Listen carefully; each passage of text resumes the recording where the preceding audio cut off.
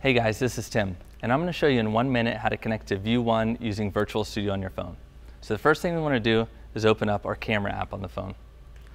From here, we'll click the QR code on the screen, and that's going to open up our Virtual Studio app.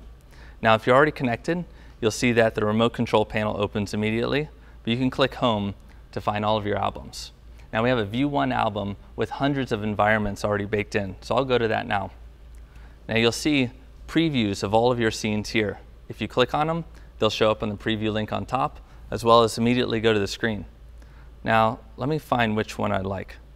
So now that I've found my environment, I click on the control panel here to adjust color, rotation, blur, and the overall scale and position of the image. So once I have it exactly how I want, I can simply get in place and it's ready to go. That's how to connect to View One using Virtual Studio in just 1 minute.